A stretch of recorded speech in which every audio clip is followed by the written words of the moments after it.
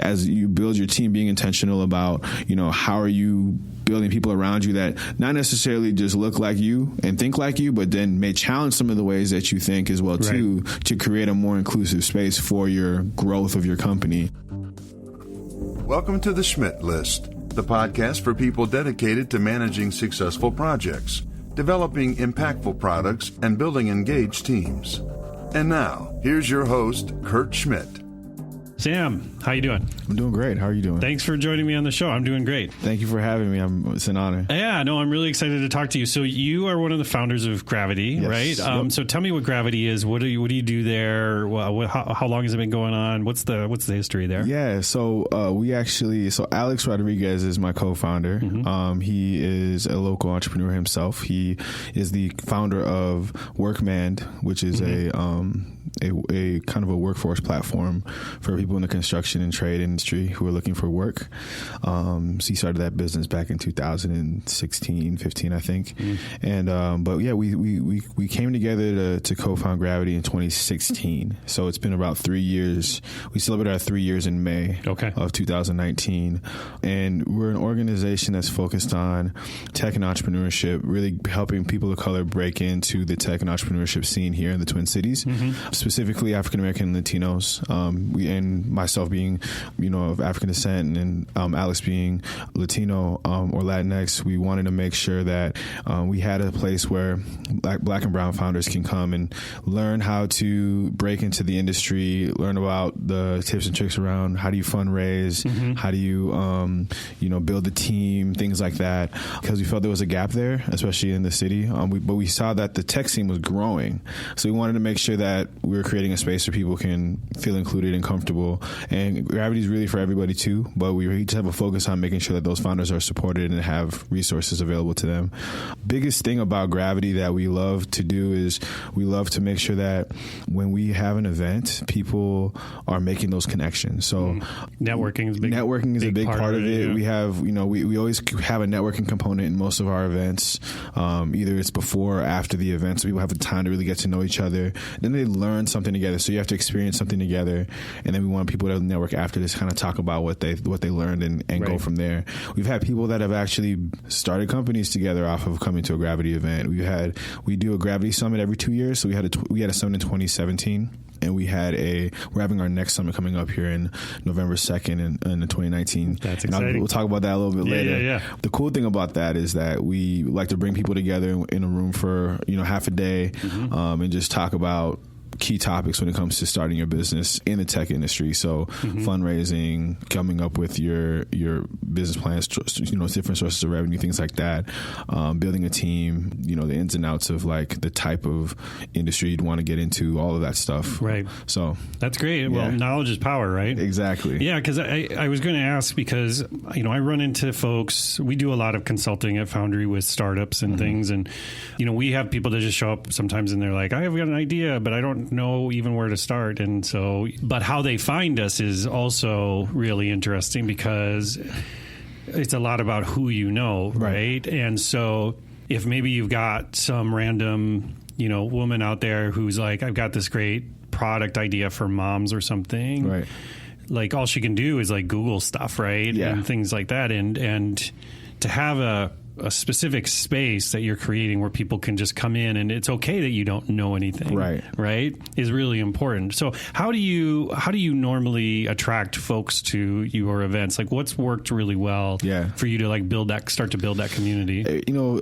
I think traditionally, everything starts with word of mouth, like you said, right? It's who you know. So it's really just letting people know that are in my network. Hey, I'm hosting this meetup, or I have an event coming up. You should come check it out.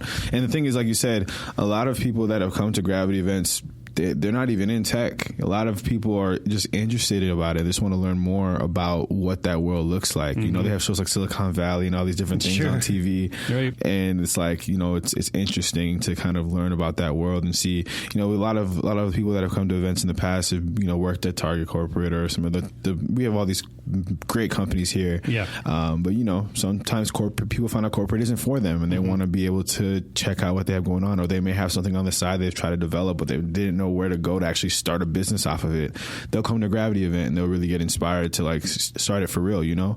So that's really what we want to do, is be able to inspire those people who are interested in like really getting going. It's really more early stage type of ideation, right. You know, creative people that are coming to our events that we've noticed over the last couple of years. And we just want to create that space where they feel comfortable, and then pointing them in the right directions for where they can go to like develop that idea. Yeah. You know what I'm saying? Which is, and there's an ecosystem that's being built in the Twin Cities for that, you know? So that's how we just want to play our role in that bigger picture. You know, if people know that there's these spaces, because it isn't even like for folks that just they have the next Uber idea or something. What right. if you just want to work with startups right. or things like that, right? It's not that you want to be the next Steve Jobs or something. You might just want to be like, oh, this space looks cool. I've worked at Target Corp for 20 years. Exactly. So I just want to be the CFO, right? I just want to be able to, I just want to manage the money for a tech company. I want to work in a smaller space. I want to build something. I want to be a part of something cool and great and innovative. That we want those people to come to Graveti events if you're interested in that type of thing, to really add value to somebody who has a creative idea. Because one of the things I always try and tell people is that just because you're a founder doesn't mean you have all the answers and you know you have the skill set. So we have a lot of technical founders. We have more business savvy founders, right? Yeah. There's people that are, you know, start businesses that have no idea how to code. You know, I don't code personally. I never did. But I worked for a tech company. I've worked with a startup before in the past. And I use technology every day, so I love and value it. So I want to make sure that, you know, I'm helping other people get into, and I, you know, love entrepreneurship too. So I guess that all kind of plays into how I got fit into this whole entire thing. But, you know, I want to be able to make sure that, you know, those people who have that business savvy and knowledge, you know, and I think the best industry you can go into is the tech industry, right? You know, a lot of high reward, high risk, high reward, but a lot of opportunity.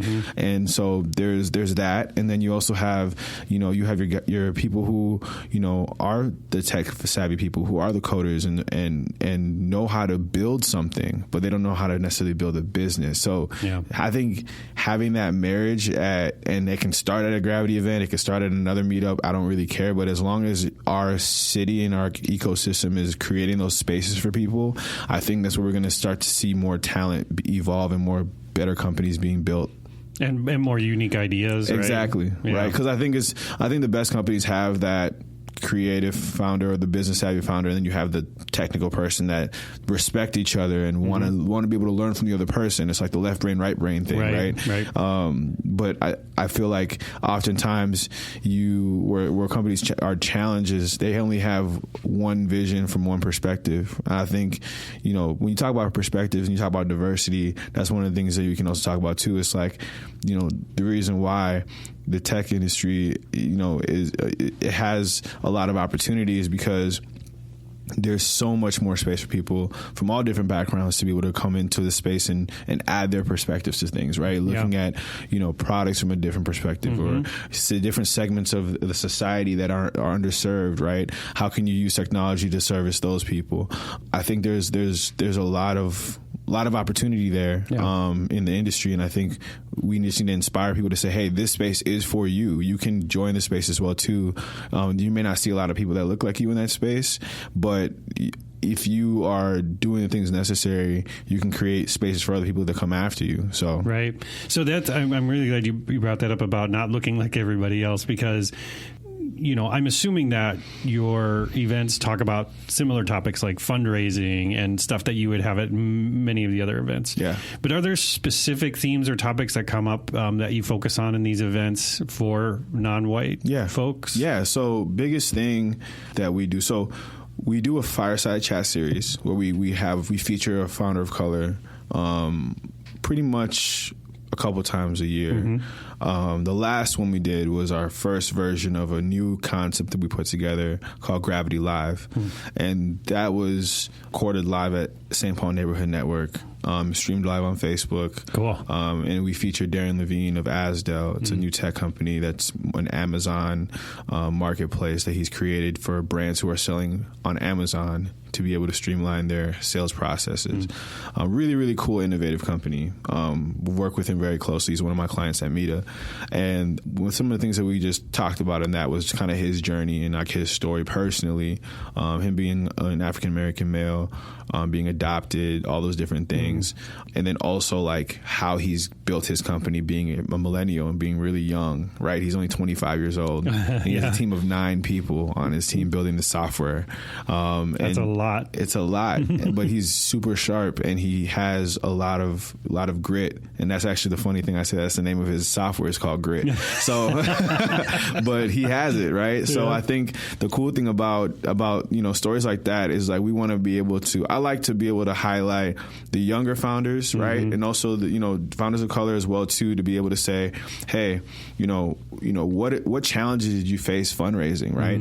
We know that from statistics, like especially if you look at, I think it's less than 1% of VC funding goes to founders of color, and less than 0.6% of VC funding goes to Black women. So there's challenges there when it comes to where the money is going. And then you also look at the challenges that Black and brown founders have when you talk about this different series that you raise. So you have your friends and family, you have your Series A, your Series B. Right. Due to a lot of different issues that, Black and brown founders may face, if it's the wealth gap or different things like that, generational wealth is not as prevalent in Black families as it is in white families due to a bunch of different things. Sure. So how do we find alternative ways to be able to get them the money necessary to at least get their product to see if it even works? Because sometimes we have a lot of founders that have great ideas, but the challenge is they don't have money to keep the development going unless they're developing that app themselves, right? Okay, sure. So it's like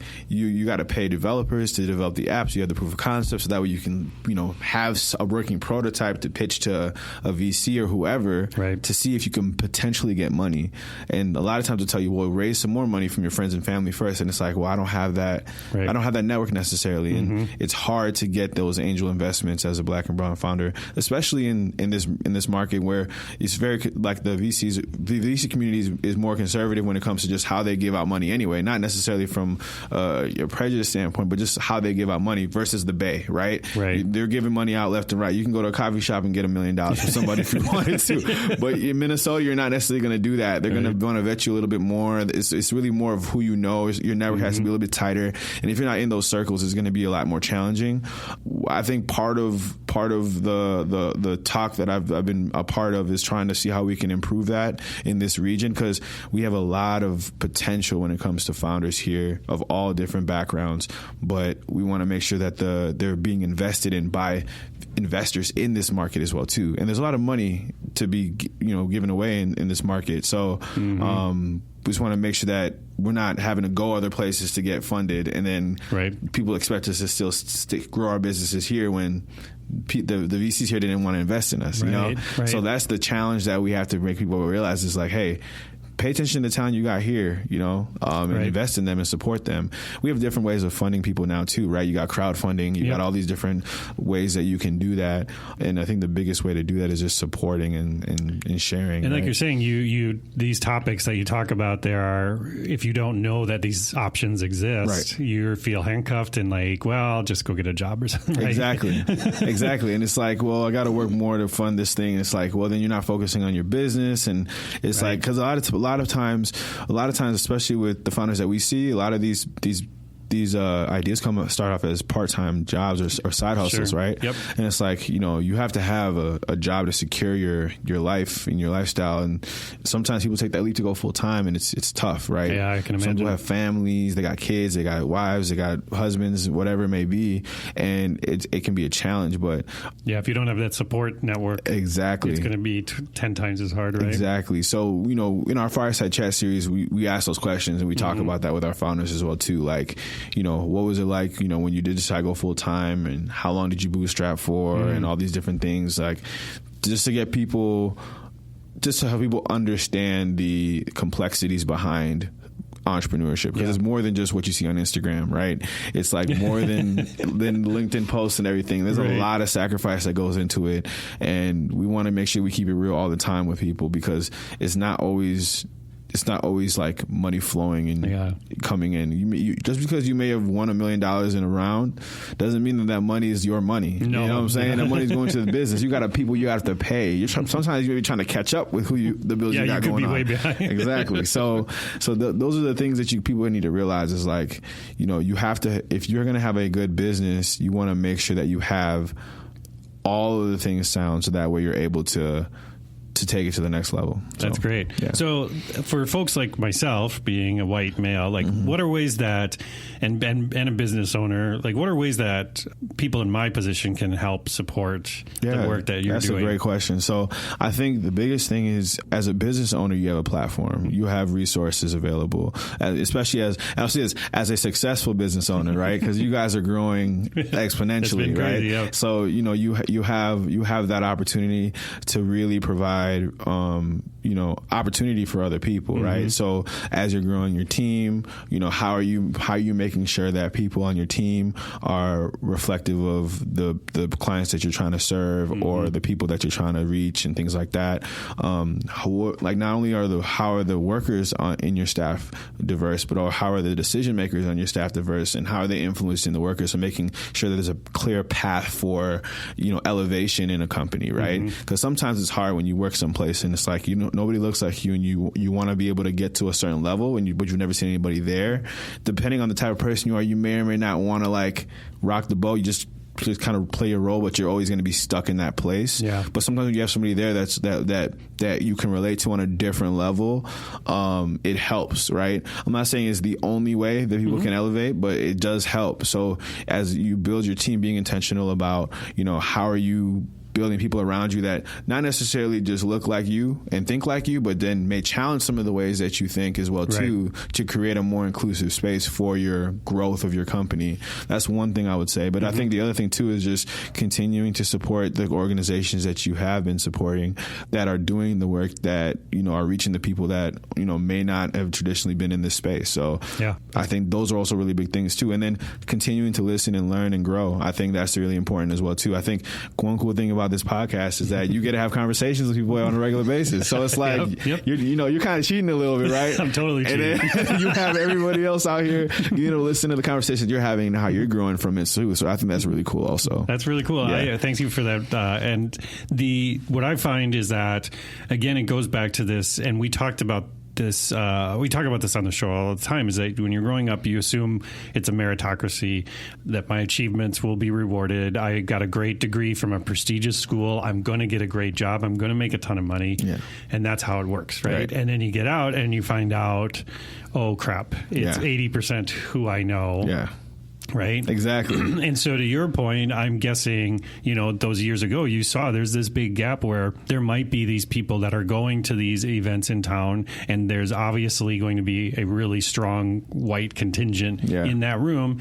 And if I'm the only African-American male or something walking in there, or female walking in there, I'm going to feel like I wasn't invited or something, right? That's honestly like when we started Graveti, and when the Blacks Technology Group started, which is now Tequity, when like before that, a lot of people had that same notion. It was like, I want to go to tech events, I want to learn about it, but when I go to them, I didn't even see a lot of people looked like me. So I think what the beautiful thing about Graveti and organizations like Tequity and Blacks in Tech that's been nice is that once those organizations had started and people started going to those events, the feedback that I got is that it made it easier for them to go to any other event that was tech related, right? Because there were people that were at some of the other events that would come to Graveti events, and then they'd meet there, and it was a little bit more comfortable for the person of color who was felt maybe a little bit more on their own turf, right? And then when they would see them at the event, it was a little bit more of a better conversation. So I think that it starts there, right?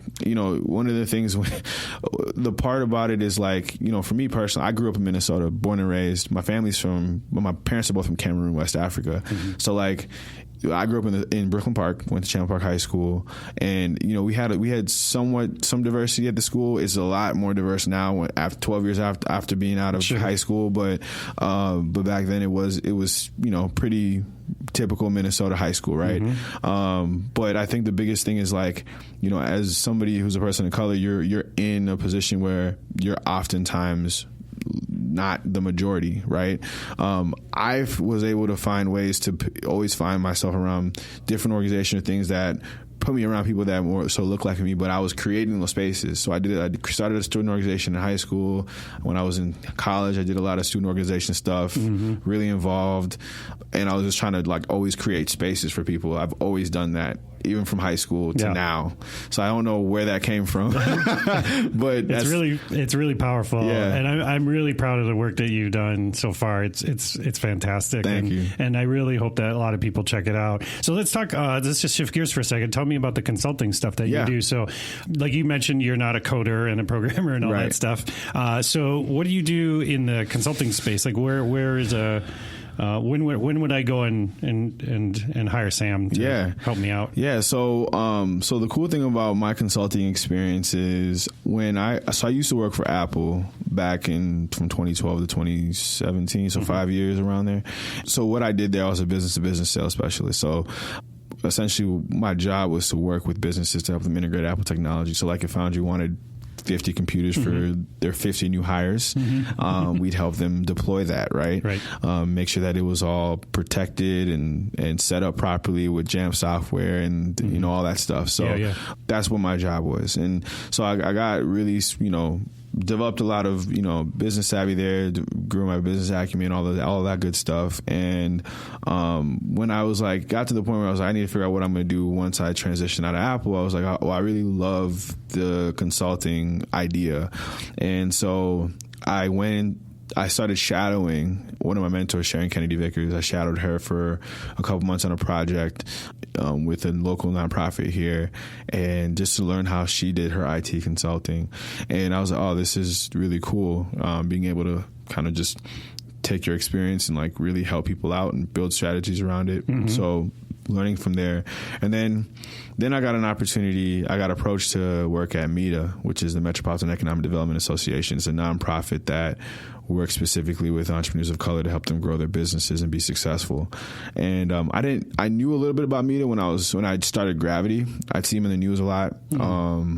Alex was a little bit more familiar with them than I was at the time. And then once I got approached to see if I wanted to work there, I did my research and I was like, oh, this is exactly the type of space I really want to be in.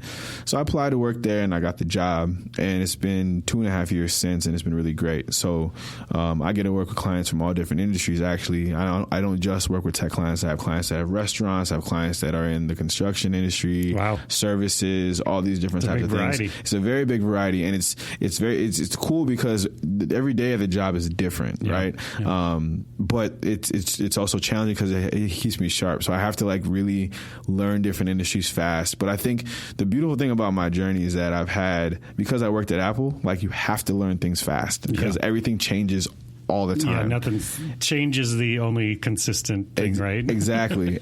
So, you know, we'd have new products come out, we'd have to learn them in a day, and I'd be able to learn it and then sell it. So it's really a lot of the same brain energy that I've used up that is required for that, and so it's been good. It's been good, and I have some really great clients that I love working with from all different industries, and I look forward to seeing them be successful. And I can see that this kind of Sam ecosystem you've created, how it feeds each other, right? Because you're taking all of those experiences from the consulting, from all those different worlds, and then you're going into a Graveti event, and there's somebody there that's like, I've got an idea for restaurant technology or something, and you're like, oh, I happen to know like 3 people that work in that thing, and and so I can imagine that it's really cool how you've kind of designed this. I don't know, it's not me, it's God. Like really, like I don't even know. Sometimes I don't even know what I'm doing. I'm just like, okay, well, I guess this is what I'm gonna do now, right? Right, sure. Like recently, for example, I just joined the Black Chamber of Commerce board,